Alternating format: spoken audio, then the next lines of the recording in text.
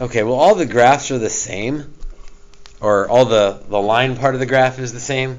It's the shading and the solid versus dashed that's the same. So I'm not really worried about all of that stuff. All of that's the same on each one. What I'm looking at is this less than sign. Less than sign. What does that mean in terms of the graph? Good. Shade below. Less than, shade below. And greater than, we would shade above.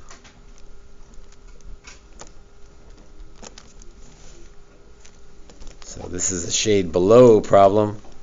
So that would be either B or D. So A and C are out. And then how do I differentiate between B and D? Really subtle on the picture. Yeah, this one's a dotted line. And this one's a solid line.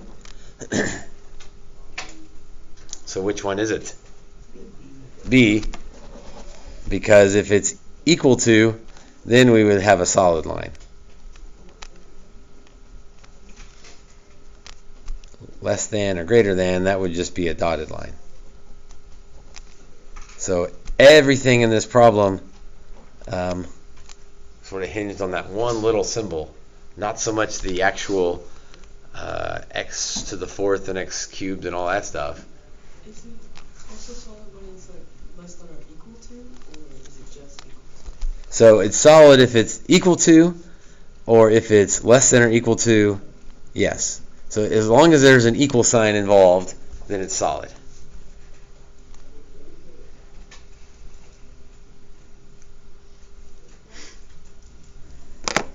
All right, so that's the review, like less than, below, greater than, above, solid versus dashed. That's hopefully review stuff.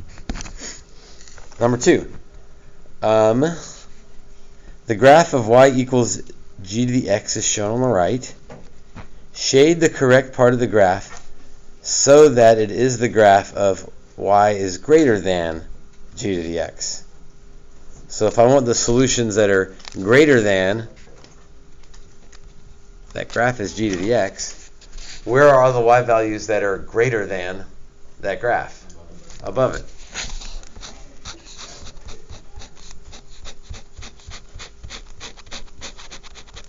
So we'll shade above it.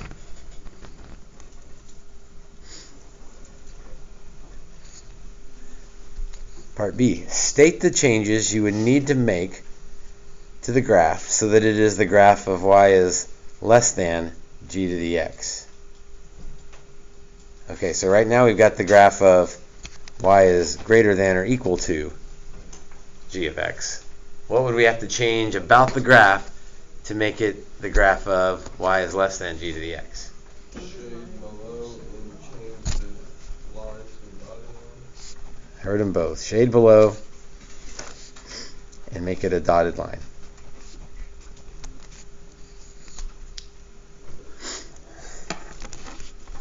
Good. So you guys are definitely familiar with the shading above and below and the solid versus dashed.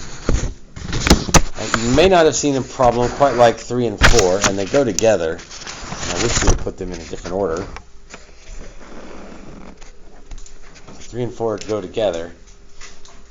F of x, a polynomial function, is described in the table on the right. Okay, so that's the description of the graph, which, I don't know, that's not really helpful when I'm looking at the words. Which of the following is true? I don't know. Let's graph it first.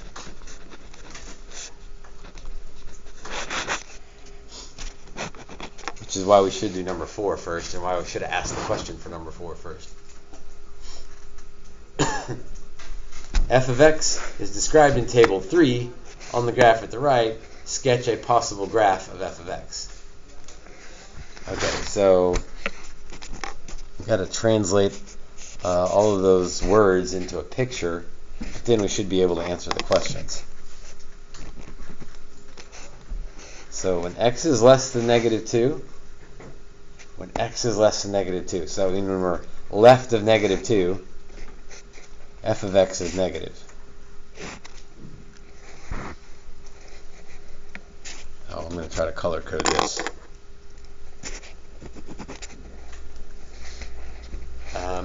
Between negative 2 and 0, when x is between negative 2 and 0, then f of x is positive. I don't, but where it is, I don't really know. Let's skip over that one for a minute. When x equals 0, f of x is 0. So I know I can put that dot on the graph.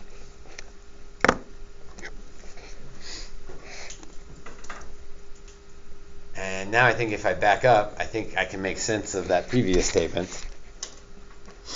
Between negative 2 and 0, I need my graph to be positive. So something like that.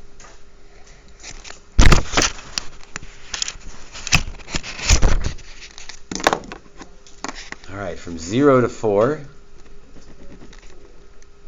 From 0 to 4, we're positive again.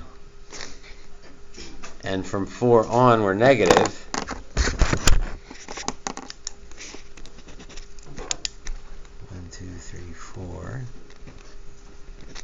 So from 4 on, we're negative. So I know it goes like that.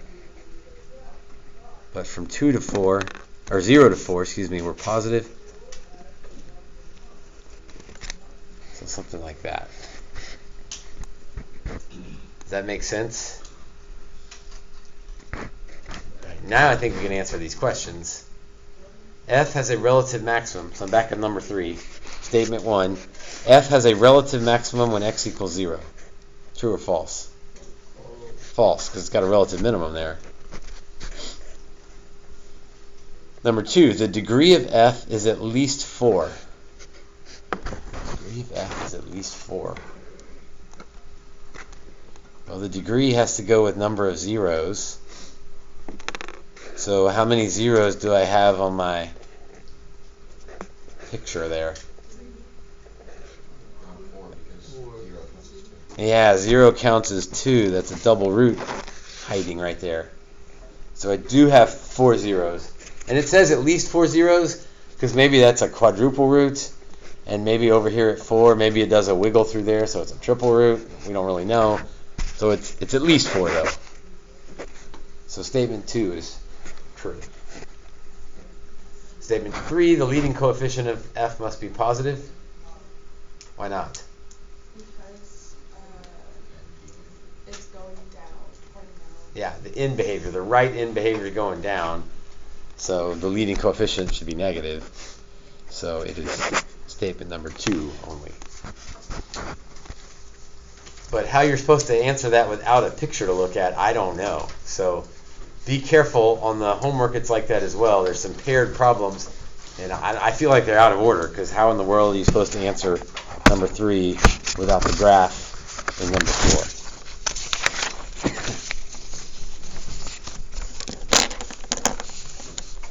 5 and 6 is kind of the same type question. A little bit harder though. The table's bigger, so there's more stuff going on. Let's see. Again, I'm not even reading these statements because who knows? I got to draw the picture first. When x is less than negative 6, 1, 2, 3, 4, 5, 6, then g of x is negative. Okay, that's easy.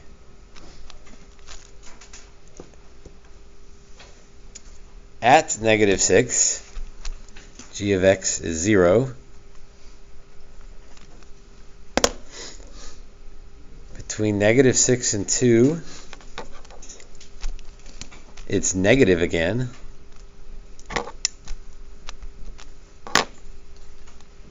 So it's down here. But from negative 2 to 3, it's positive. So let's see. Negative 6 to negative 2 is negative. But negative 2 to 3 is positive. Why don't you see if you can finish it out from there? Yeah, there's some double roots at -6 and at 8. So How do you pronounce the double root there? somebody answer that question, because that's the good question. How do I know it's a double root there? It bounces off the Yeah. x-axis. Because it bounces. Because it bounces. Are those considered maximums? Or no? Yes, so both of those would be a relative max. Okay. And actually, we're looking at the next statement 1 there. G has exactly 2 relative maximums.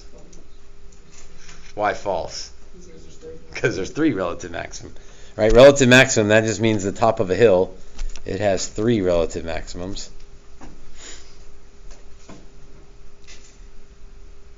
Statement number 2. The degree of G could be 6. 2, 3, 4, 5, 6. Yeah. Yes, it could be 6. Why does it say could be? Like, is there anything else it could be? 7. Yeah, it could be more than 6.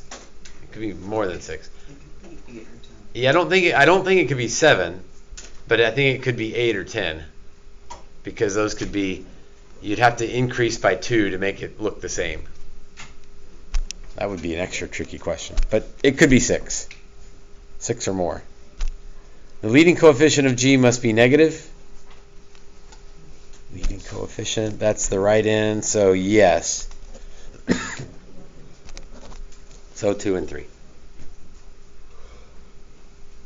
So once you get the graph done, I don't think the problems are that hard. The trick is, can you read all those statements and translate that to a picture? I hope so. Number 7. Determine whether the point -2, 3 is a solution of that inequality. Justify your answer. So how do I know if -2, 3 works?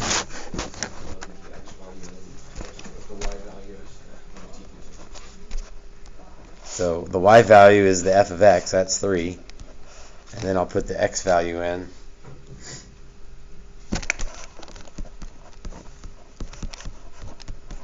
I got to cube and fifth some things, but that's all right.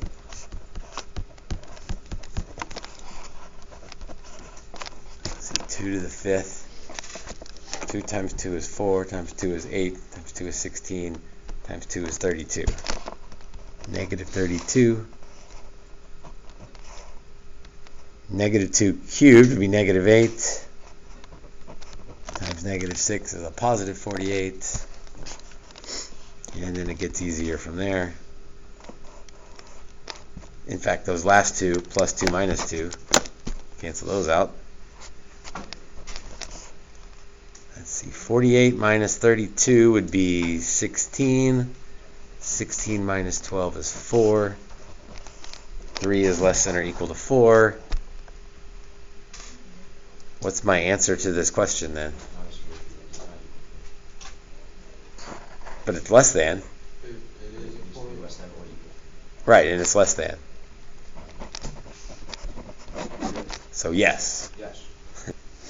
But make sure you answer the question. Again, there's a few people who will do everything right, plug it in, they know what to do, and they leave 3 is less than 4. And I'm like, well, yes, but you didn't really answer the question. You justified, so that's good. I'll give you the justify points, but I need you to tell me the answer to the question. It's a bigger deal in calculus than pre-cal, but it does happen occasionally. Number 8. Oh, that's the same stuff. We don't need to do number 8. Right? Just plug them in and see what works. So you're going to plug all those in? Right, that's why I want to skip it. Because I don't want to plug them all in. Okay. But yes, if you were gonna to check, you'd plug -8 in there, and then you'd plug 1 in on all the places. There's no trick to that? Yeah, there's no. Okay. No. I mean, you could synthetic divide to get your answer, because the remainder would be the answer you're looking for, but you still have to do it. So that's why I say, skip number 8, because we don't want to just plug in numbers the whole day. In fact, on my key from previous years, here's what I wrote for number 8. Plug them in and move on. Let's not do that one. Number 9. The graph of y equals g to the x is shown on the right. Shade the correct part of the graph. We've done that before. Why don't you try number 9? I think you can do number 9. Part C, write the possible solution, or write a possible equation given that g of x has degree 5. So I can look at the picture and pick off the zeros, but I've got 4 zeros and I'm supposed to have degree 5. What's going on here? Double root. Where's the double root? Yeah, there's a double root at -2. So when I go to write the factors, how do I indicate a double root when I'm writing the factors? Square it.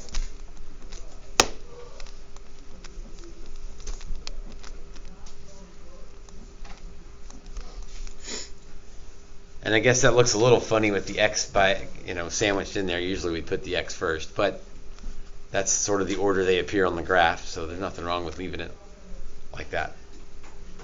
And I don't want to multiply that out because that would be x to the 5th plus a lot of yucky stuff. All right, now look carefully at number 10. Write the solution to all of this is less than or equal to 0 in interval notation. Well, all of this is the g from the last equation. So 9 and 10 kind of go together, but they're in the right order this time. Number 9 should come before number 10. So my picture for that is up there. And so I want to know, where is the graph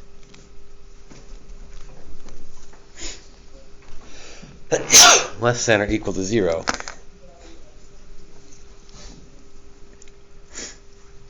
So I'm looking for where, let's see, where the graph is below the x-axis. Let's see. So it's below there. Be careful, the shading kind of throws us off here. I only want to know where the graph is below the x-axis.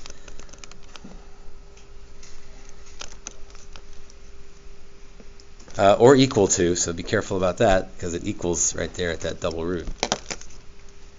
So where is the graph? I'm sort of translating this on the fly here. Below the x-axis. Below or on the x-axis.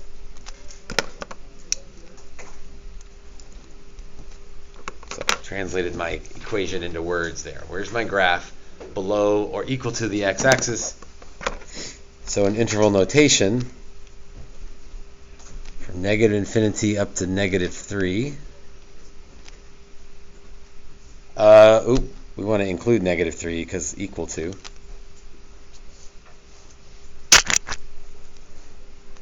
And then this is going to look a little bit weird maybe, because what's my next interval going to be?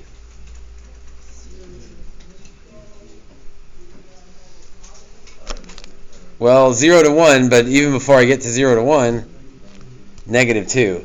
And that's not really an interval, it's more like just the point -2, which looks a little bit weird to write it like that. Because it's not an interval, it's just that one spot. And then from 0 to 1.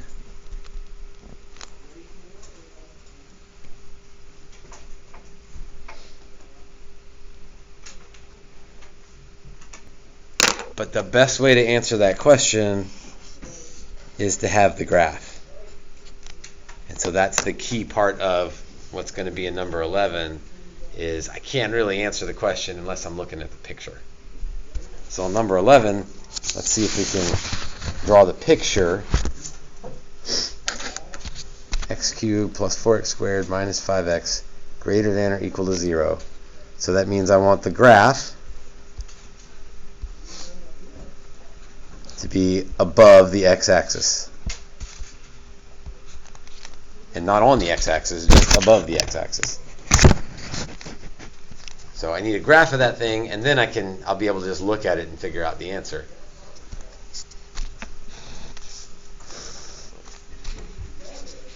Okay, x cubed. What do I...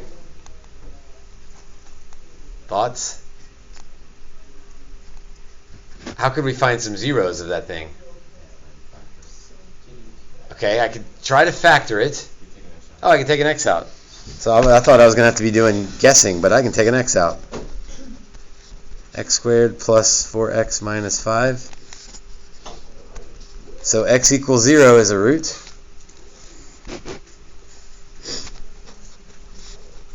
Oh, they were nice to us on this one because this factors. X plus 5 and x minus 1.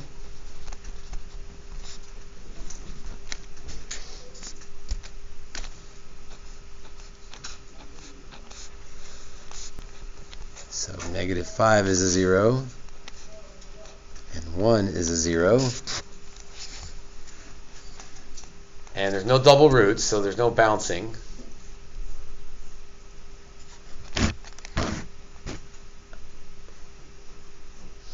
Okay, that's close.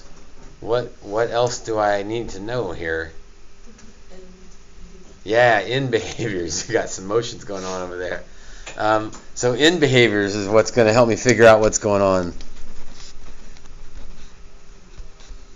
So on the right end, what's going on? Yeah, the lead coefficient is positive, so we're going up. And really, I could figure it out from there because they're all single roots. I don't have any bounces, so I should be able to just kind of wiggle my way backwards to the end. If we want to make sure, we could go ahead and do the left end just to make sure it checks out here. What should the left end be doing? Y down? Odd degree means opposite of the right end. Should be going down on the left end. Let's see if we can fill in the blanks and make sense of that. Yeah.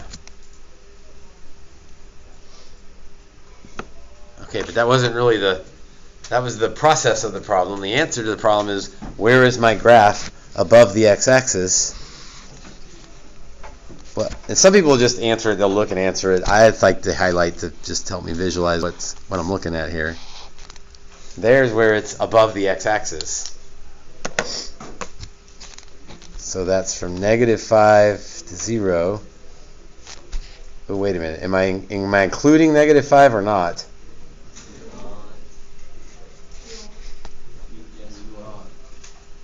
Uh-oh. We have a split decision here. Why am I not, Luke? It's not equal to.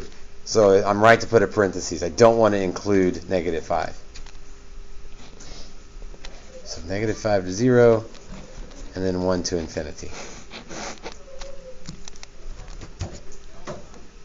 If I wanted to check that, anything between negative 5 and 0 should work. Anything more than 1 should work. Anything not in there should not work. All right, one more, although this one, I don't know if it's better or worse. Yes, sir, Noah? Oh. That's a wrong, yeah, you're right to be confused because that's not the right word there. Using interval notation. You could do inequality notation, but we usually don't do that.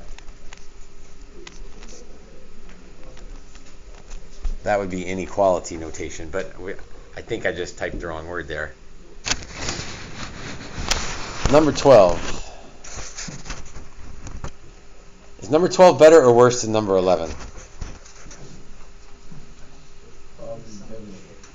And I would entertain either one. Why would you say better, Luke?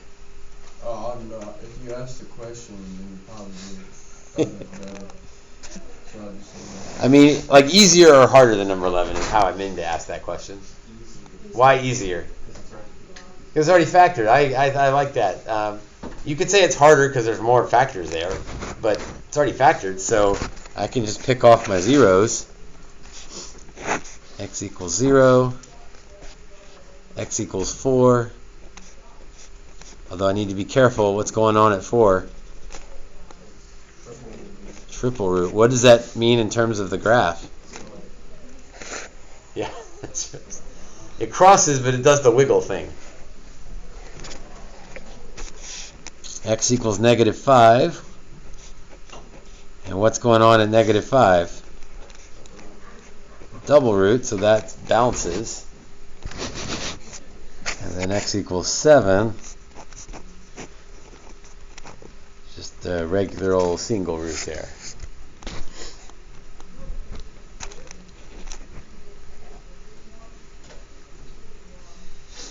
Okay. But I need in behavior to figure out what's happening at the right end, and then I can just kind of figure it out from there. What is happening at the right end? Is it going down or going up? The right end is down because of that negative coefficient. That should be enough. In fact, I'm just going to sketch it from there, and then if I want to worry about the left end, I can go back and check. So, crosses at 7. Crosses at 4, does a squiggle. If you want to try to draw the squiggle, you can. It doesn't really matter for this problem. So it does like the x cubed thing through x equals 4. So that means, again, close to x equals 4, it should look like a cubic. We're going to cross through 0. And then at -5, we're going to bounce.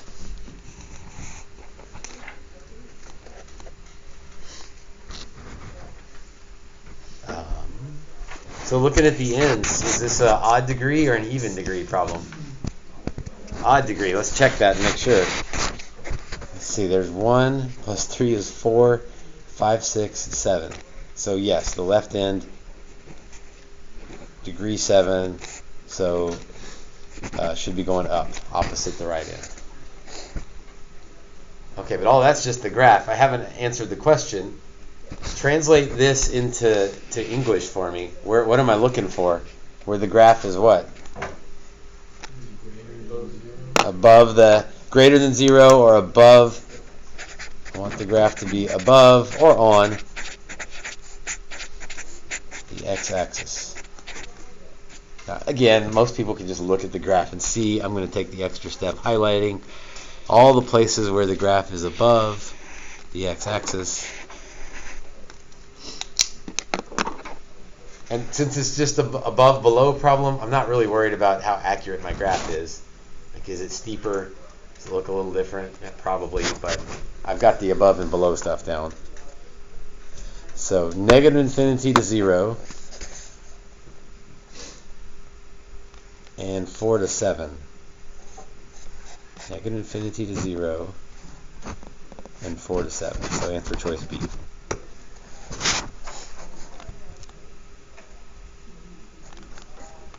So number 12 puts together a lot of stuff. Odds and even roots, factors to zeros, in behavior, and all of that is just to help you graph it so that you can answer the question of where is the graph above the x-axis. Toby? Why is it 5 and it's Say that again? Why is it -5 and its own bracket? Oh, good question. We definitely want to include -5, but it just goes through -5, so we want to include, it includes everything from 0 on. So I don't need to write -5 separately. I mean, it also includes all those other integers, but I don't need to write them separately. They're just part of the interval. We had to include it on, there was a previous one we did include it. On number 9, we included it because it was a point by itself. Okay, so that's a good question, a good point. The difference between 9 and 12, whether that double root is part of the answer or not. All right, your assignment is the next worksheet, worksheet 8. Tomorrow's review, so you might want to take a peek at worksheet 9. Either do some of them or at least look at them so you know what's going on and have a chance to ask questions. I think we'll have time to answer a few questions on on Wednesday as well.